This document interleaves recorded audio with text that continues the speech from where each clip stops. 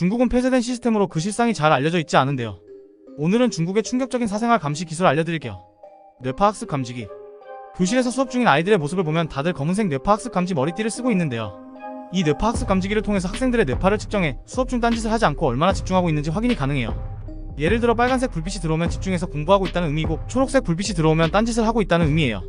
이렇게 분석된 내용은 교사에게 전달될 뿐만 아니라 아이들의 학부모에게까지도 내용이 고스란히 전달이 되는데요. 실제로 이 기기를 착용하고 집중이 더 잘 된다는 학생들도 있는 반면, 조종당하는 기분이고 기기가 머리를 눌러서 아프다는 학생들의 의견도 많다고 해요. 또한 일부 생산 현장이나 군대 등에서도 뇌파 측정 기술을 도입해 이들의 감정 데이터가 실시간으로 추출돼서 관리자에게 전달이 된다고 하는데요.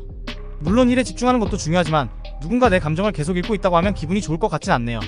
사회신용 시스템. 중국은 모든 국민에게 점수를 매겨 평가하는 시스템이 있는데요. 선행을 하면 가점, 악행을 하면 감점을 줘서 점수가 높으면 보상을 주고 반대로 점수가 낮으면 처벌을 주는 시스템이에요. 예를 들어 교통법규를 잘 지키거나 헌혈을 하는 등 선행을 하면 점수를 받고, 반대로 무단횡단을 하거나 공유자전거 반납 연체 등 악행을 하면 점수가 깎이게 돼요. 여기까지만 보면 큰 문제가 없어 보이지만, 문제는 개인이 SNS에 올린 글과 온라인 쇼핑 이력 등 개인 사생활까지도 그 점수에 반영이 된다는 거예요.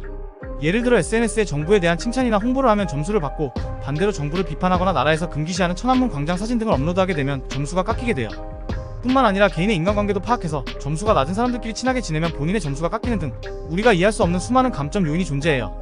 이렇게 매겨지는 신용 점수에 따라서 점수가 높으면 보증금 없이 각종 시설을 이용하거나 병원 우선 예약, 공과금 할인 등 여러가지 혜택을 받을 수 있고, 반대로 점수가 낮으면 취업 제한, 고급 호텔 숙박 금지, 심지어 항공기 기차 선박 탑승 금지 등의 여러가지 불편한 페널티를 받게 돼요. 결국 모든 걸 순응하며 조용히 지내는 게 이곳에서 살아남는 방법이라고 보면 돼요. CCTV. 중국은 오래전부터 스카이넷이라고 불리는 대규모 감시 시스템을 만들었는데요. 자국민 감시를 위해 얼굴인식 기술, 감시 드론, 로봇 경찰 등 여러가지 수단으로 빅데이터를 수집해 지금의 세계 최대 규모의 감시 시스템을 완성시켰어요. 스카이넷 감시용 CCTV 화면을 보면 그 사람의 정보가 줄줄이 꼬리표처럼 달린 것을 볼 수 있는데요. 마스크를 써도 소용이 없고 걸어다니는 자세만 봐도 인식이 될 만큼 그 정확도는 매우 높다고 해요. 특히 도시 횡단보도에는 CCTV뿐만 아니라 곳곳에 대형 스크린도 설치가 되어 있는데, 누군가 무단횡단을 하면 그걸 인식한 AI 카메라가 그의 신상 정보를 즉시 스크린에 띄워서 공개적으로 박제시켜 모욕을 주기도 해요. 이렇게 CCTV를 통해 자국민의 여러가지 활동 정보를 분석하고 정부에 대한 충성도 등을 수집해서 앞에 설명드린 사회신용 점수에 반영을 하게 되는데요. 중국 정부는 이런 것들이 범죄 예방을 위해서라고 말하지만, 선 넘는 감시에 실제 시민들은 그들의 사생활과 개인정보 침해를 우려하고 있어요. 누군가 내가 언제 어디서 뭘 하는지 다 지켜보고 통제를 한다고 생각하면 안정감을 느끼기보다는 정말 섬뜩하고 피곤할 것 같네요.